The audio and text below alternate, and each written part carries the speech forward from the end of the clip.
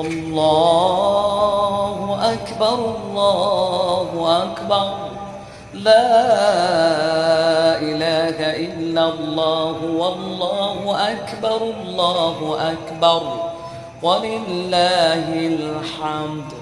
আসসালামু আলাইকুম রহমতুল্লাহ। সবাইকে পবিত্র ঈদুল আজহার শুভেচ্ছা।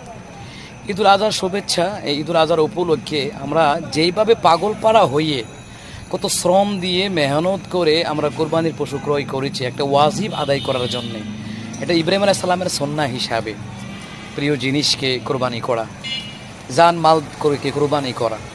কিন্তু এই ওয়াজিবের চাইতে হাজার হাজার কোটি কোটি গুণ উত্তম হচ্ছে ফরজ। হ্যাঁ, ওয়াজিবেরও দরকার, ফরজেরও দরকার, সুন্নতেরও দরকার, নফলেরও দরকার, সব কিছুরই দরকার।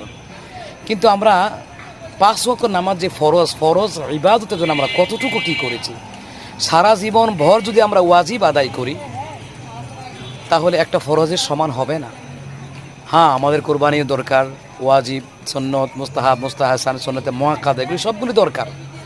কিন্তু আমাদের সমাজে দুঃখের বিষয় হলো কোরবানি না দিলে লজ্জা লাগে, কিন্তু ফরজ 5 ওয়াক্ত নামাজ না পড়লে লজ্জা লাগে না।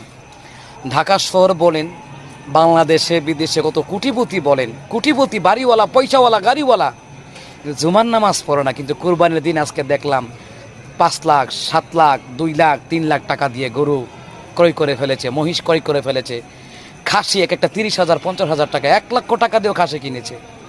দুঃখের বিষয়, কিন্তু জুমার নামাজ পড়ে না। কত বাড়িওয়ালা, কত গাড়িওয়ালা জুমার নামাজ পড়ে না, কিন্তু কোরবানির জন্য ওরে বাবা দামি জিনিসটা নিয়ে আসছে। নামাজ ছাড়া কি কোরবানি হবে? হবে না। 5 ওয়াক্ত নামাজের পাশাপাশি যারা একটা নফল নাম ইবাদতও করবে, 50 জন সাহাবীর ফজিলতের সমান আল্লাহ পাক দিয়ে দিবে, সুবহানাল্লাহ। একটা সুন্নত যদি কেউ পালন করে, ডক্টর আব্দুল্লাহ জাহাঙ্গীর খুতবাতুল ইসলাম কিতাবের মধ্যে লিখেছেন, নবী আলাইহিস সালামের একটা সুন্নত যদি কেউ আঁকড়ে ধরে 50 জন সাহাবীর ফজিলতের সমান সওয়াব তার আমলনামায় আল্লাহ তাআলা দিয়ে দিবেন, যারা নবীর একটা সুন্নতকে চিন্তা করবে। তো আসুন আমরা 5 ওয়াক্ত নামাজ অবশ্যই পড়ব, কোরবানিও আমরা আদায় করব, ত্যাগের মহিমা, এবং আমরা জান মালের বিনিময়ে আমরা মনের পশুত্বকে কোরবানি করবো। হিংসা, বিদ্বেষ, কারো প্রতি অভিযোগ রাখবেন না। জীবনে আপনারা বদনাম করেছে, ক্ষতি করেছে, কারো প্রতি অভিযোগ রাখবেন না। দেখবেন আল্লাহ তাআলা আপনাকে অসংখ্য নিয়ামতে ভরপুর করে দিবেন। কারো বিরুদ্ধে ষড়যন্ত্র করবেন না।